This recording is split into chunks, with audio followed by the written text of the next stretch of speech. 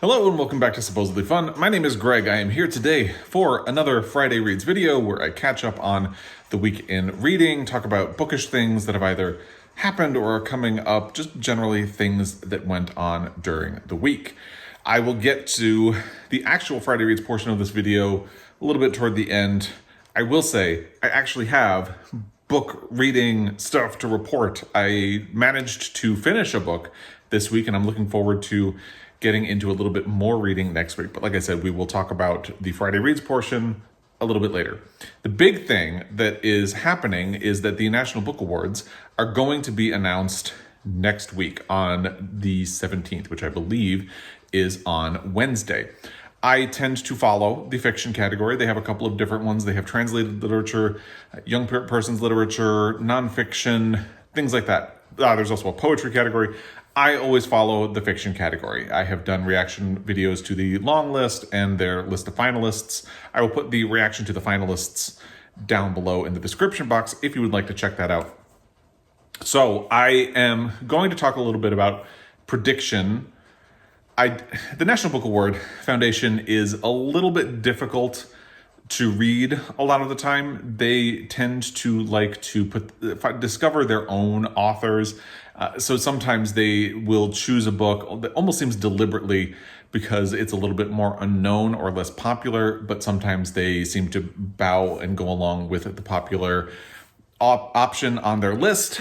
And this year they could really go in either direction with their finalists. So the 5 finalists are Anthony Doerr's Cloud Cuckoo Land, Lauren Groff's Matrix, Laird Hunt's Zorrie, Robert Jones's The Prophets, which I happen to have a copy of right here, and Jason Mott's Hell of a Book. I have read 2 of these finalists, one being The Prophets by Robert Jones Jr., and the other one being Zorrie by Laird Hunt. I really liked both of them a lot.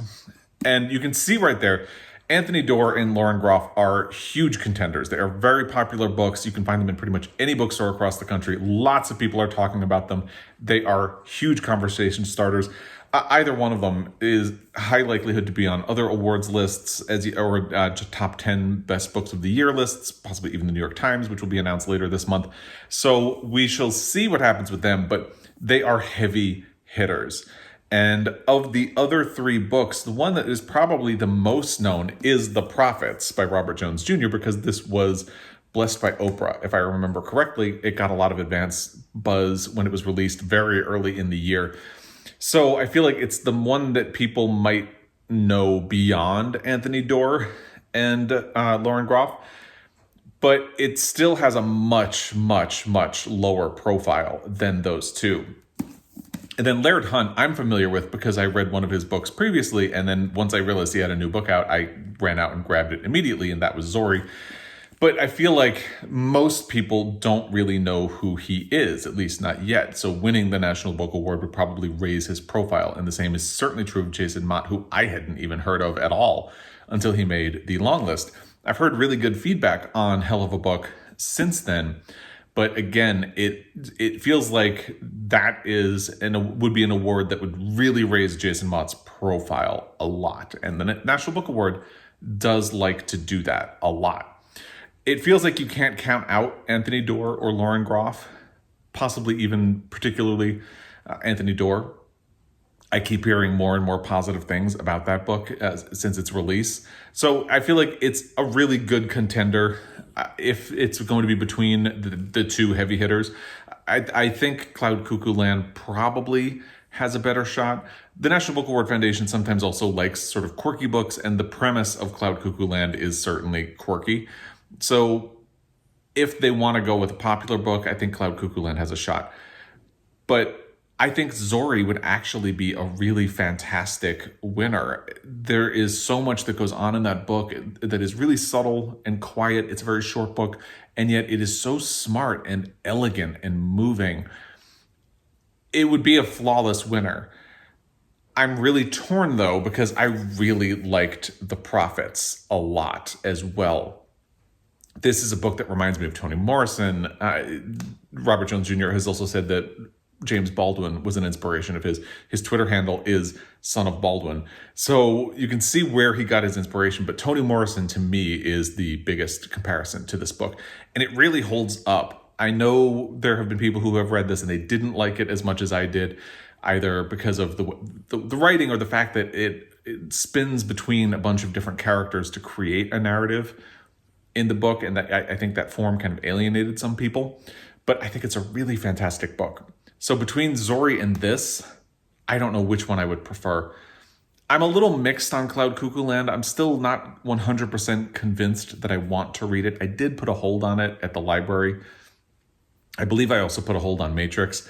But Matrix sounds really interesting. If you told me to choose between the two of them, I would choose Matrix for sure, hands down. And in fact, I would probably choose to read Matrix before I would read Hell of a Book. But I think my order in which I would rank the ones that I have not read yet would be, I would prioritize Matrix, then maybe Hell of a Book, and then Cloud Cuckoo Land would be toward the bottom of the three that I haven't read yet. So I understand that Cloud Cuckoo Land is a big contender from what people have been saying about it, but for me, that's how I would view it. Now, I'm biased because I would love to see both of the books that I have read win. There was not a dud among the two. So I haven't really been able to decide where I stand with that. I think Zorrie would be a fantastic winner.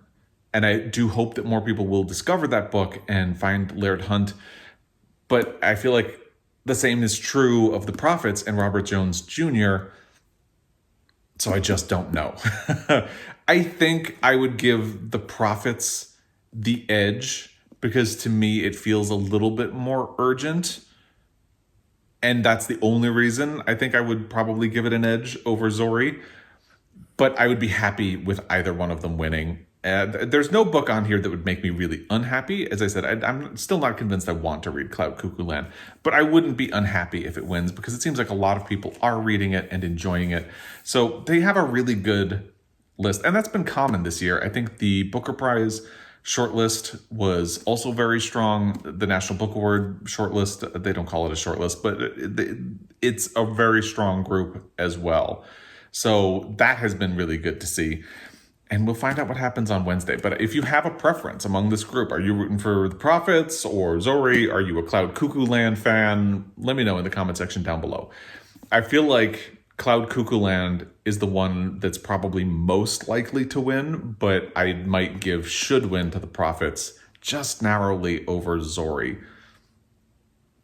It's very close for me between Zorrie and The Prophets, though. So we will see what happens on Wednesday. In other bookish news from the week, I forgot to mention in last week's Friday Reads video that November is Native American Heritage Month. A lot of people are tying Indigenous reading into what they are reading this month, whether it be nonfiction November or just fiction in general. There are certainly a lot of choices you could make on either side of the fiction or nonfiction divide. Because I am working my way out of a reading slump, I don't think I'm going to actively participate. I'm just trying to get myself back afloat with reading right now.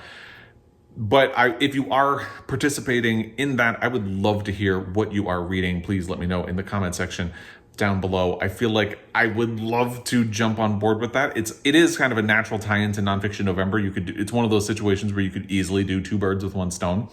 But I just don't think it's going to happen for me. I haven't even done Nonfiction November. We're halfway through the month. Wow, we're halfway through November. That is wild. So I don't think Nonfiction November itself is going to happen for me right now. So it's just really unlikely for me right now. But I definitely want to mention it because I think it is a wonderful thing to be incorporating into your reading if you have the bandwidth to do so. I will say I had mentioned last week that the new season of Taste the Nation is available on Hulu. There are 4 holiday-themed episodes in this season, and the second episode is about Thanksgiving and how Thanksgiving is a very complicated holiday for Indigenous people in North America because, well, for obvious reasons. Let's just say that. And a lot of Native people refer to it as a day of mourning because of the lies that have been told about them and the way they have been presented. They've been presented in a way that makes it feel like a palatable holiday and like everything that happened was sort of friendly and not vicious or malicious in any sort of way. I would recommend checking it out. It is a very eye-opening experience. I am a little bit familiar with that because my foster son is Indigenous and he has complicated feelings about Thanksgiving and the whole history of the holiday and what is being celebrated. So we just try to incorporate honest reflection on the history of the United States into our Thanksgiving celebration. Ultimately, my foster son is okay with it because he does like the food and the togetherness and the celebration. He just does not like the way the day is traditionally taught and talked about, which I think makes sense. So I would recommend checking that out if you're interested. The other thing I had mentioned last week was that we had started watching 9 Perfect Strangers. Boy, did that show go off the rails for me. I hated it by the end. I thought it was kind of interesting in the first 3 episodes, and I hated it by the end. So maybe skip that one. But let's move along a little bit. So I'm going to do my 3K Q&A question. If you are familiar with this, please bear with me while I explain for anyone who is not familiar with what I'm doing here.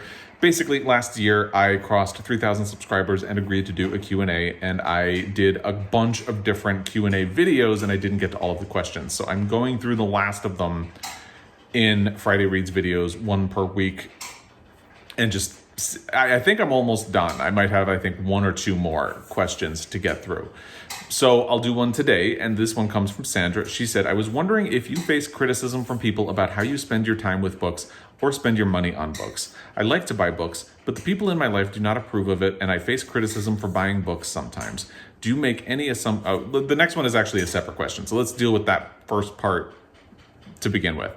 I am lucky enough that I don't really face criticism from people about how I spend time with books or how much I spend on books. In fact, my husband is very supportive of my book obsession. And I think I try to spend time with my family first and cram reading in when I can. That's why I tend not to get a lot of reading done during the week, and I've really evolved into being a slow reader. I used to be able to read at least a minimum of 50 pages a day, but that was really not happened since I have been in a serious relationship and since I got married. It's a relic from another time now. So I try to prioritize time with them first and then see how much reading I can get in addition to that. So I think if I was neglecting my family or like going off on my own and reading, they might have a bit of an issue, but so far I haven't run into that at all. In terms of spending, I think I'm more critical of myself, at least vocally, than anyone else because I have so many books that I haven't read. But I think Joel in particular understands the desire to support authors and bookstores and things like that. So he kind of gets caught up in it a little bit too. And there was a time where I really wasn't buying new books because after we moved to Montana, we were a little financially strapped for a couple of years. So I really leaned heavily on the library when I wanted something to read.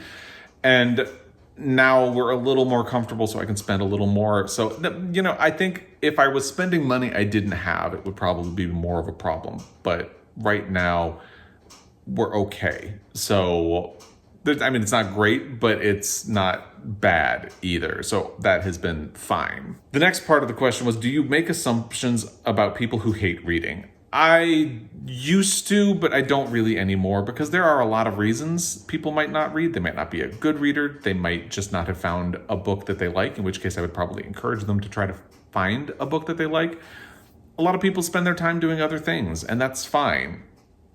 Just because I like to spend my time reading and obsess over this doesn't make what they spend their time on invalid. If they were spending their time on things that were harmful or not good for them, then I might judge actively. I don't try, or at least I try not to judge anyone for how much or how little they read. I think what I will say is I really don't like it when people just dismiss reading, like, oh, I hate reading. Oh, gross. Then I kind of get a little bit riled up and just like, you're serious? You think reading is a waste of time? But that doesn't really happen all that much. And the final part of this question is, what is a meme that speaks to you on your reading life? I don't have a particular one, but pretty much any one of those memes about buying more books than you have, or like having a TBR and buying a lot of stuff anyway, that would be me. So that's what I'm going to go with.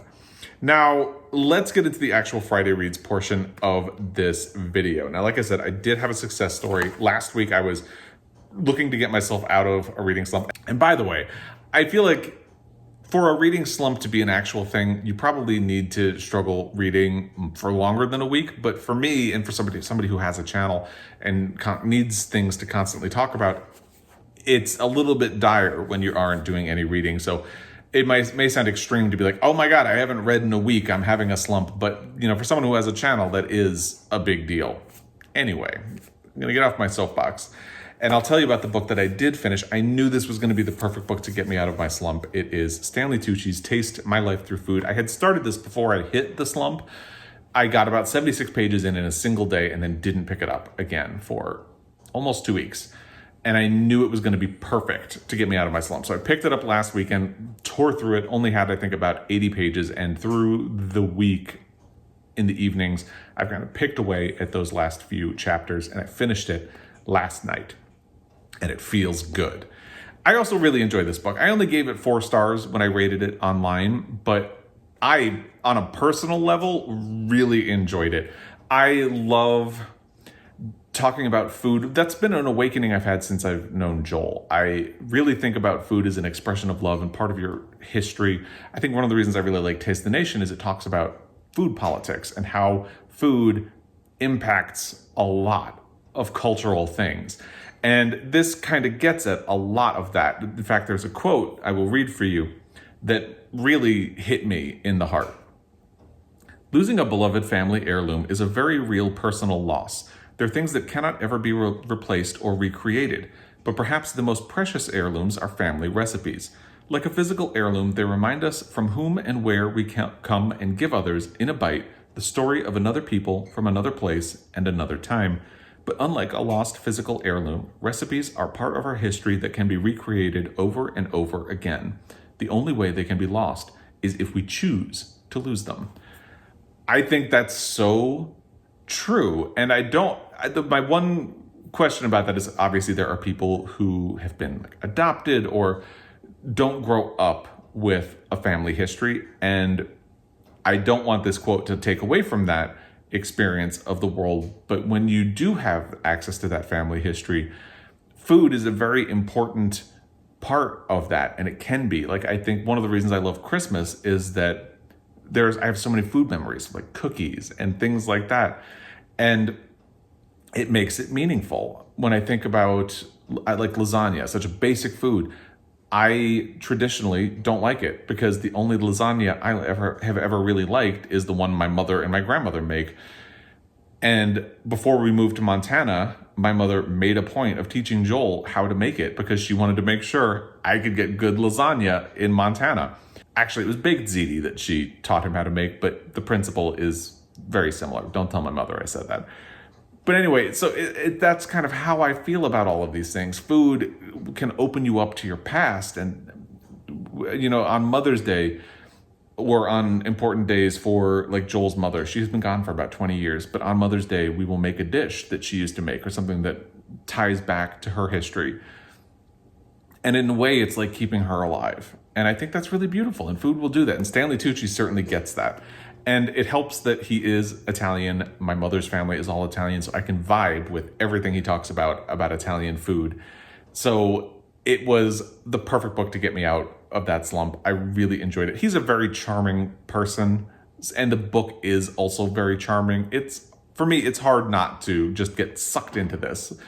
And I really enjoyed it a lot. And I would recommend it for you if you are interested in any of those things that I talked about. Now, that's the good news. The bad news is I didn't make progress on anything else in terms of reading. So I didn't listen to an audiobook at all. I listened to a lot of other podcasts still. But the fact that I had so much success with Stanley Tucci means that I am planning to dive back into audiobooks maybe this weekend, maybe next week. We'll see. And see how that goes. And I'm thinking about what my next physical book is going to be as well. We'll talk about what those options all are. To start, the book that I am going to go back to on audio, either this weekend or on Monday, is Aristotle and Dante Dive into the Waters of the World. I always have to think about the title because I keep conflating the title of the original book, Aristotle and Dante Discovered the Secrets of the Universe, with the title of this book because they're just similar enough that sometimes I call this by the name of the first book. Sometimes I conflate them. In my last video, which is about the end of the year book tag, I called it Aristotle and Dante Dive into the Waters of the Universe. I just can't get it right. But anyway, so this is the one I'm going to get back to. I was really enjoying this book. I only have about an hour and 40 minutes left on the audio, so this should be a good way to sort of walk myself back into audio and kind of get out of the podcast universe that I've been in. I was really enjoying this. I have said it before, I'll say it again. I don't know that I have been kind of giving this book a fair shake because of all the stress surrounding it and the slump that I dove into before I could finish it. But I'm really eager to finish it, and I might revisit it next year, but I've really enjoyed this book. So we'll see what the ending does for me. I think this is the way I'm going to walk back into audiobooks. And where I go from here, I haven't quite decided because I had started the Charm Offensive before I realized that the audio of Aristotle and Dante was available. So I might go back to the Charm Offensive because I feel like it deals with anxiety and depression, but it's a romance. So I feel like that kind of escapist charm could help me get back into the flow of audiobooks. But I didn't realize the movie Passing was going to be available on streaming so early, but it is. I got an email from Netflix that it is available to watch, and I kind of want to read the book. And the audio is on Scribd, and it's only 4 hours. So I might finish Aristotle and Dante and dive into Passing. The other thing that would be good about that is that I am using Montana Book Company's 2021 Reading Challenge as a framework for my how I handle reading for the rest of the year, and I need to read a classic. So Passing is a classic.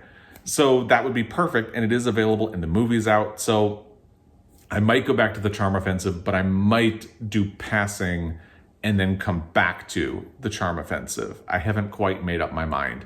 If you've read either book, let me know what you think in the description box down below. But those are the two contenders for next audiobook once I finish Aristotle and Dante. Let's talk about contenders for the next print book.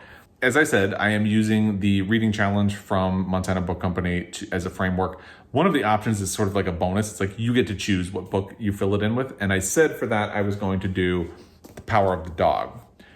But because it's that bonus option, I should really work on the other ones. However, I really want to read this, and that we're getting very close to the movie's release. So I feel like there's a building sense of urgency around this one. So even though it's not for it's for a gimme category on the reading challenge, but I feel like I might dive into this next. If I'm being responsible, I should go with one of the other books that I mentioned that I'm going to use to fill out the rest of my reading challenge. And the one I would probably go with is Work Like Any Other by Virginia Reeves, especially since it's a small book and it's supposed to be a very interesting book. One of the other ones that I talked about was James Baldwin's Go Tell It on the Mountain. I love James Baldwin, but I feel like this would be a good way of working my way up to James Baldwin. Coming out of a reading slump, I don't want to just dive headfirst into that, which is another reason why I feel like maybe Power of the Dog isn't one that I should do Work Like Any Other first, but I haven't made up my mind. And again, if you've read either one of these, let me know what you think in the comment section down below, because this one is a much more specific prompt in the reading challenge, which would mean that I should probably try to get it out of the way. And yet I feel a little more urgent to get to The Power of the Dog. So that means your emotions dictate a lot. So that probably means The Power of the Dog is going to win out, but we shall see how that goes. And again, if you have thoughts, please let me know in the comment section down below. And that's my reading week. I'd love to hear what you've had going on, what you've been reading, what you've been watching, what you've been loving, hating. If you're getting ready for the holidays, please let me know in the comment section down below. As always, I really appreciate your time, and I will be back. Until next time, happy reading.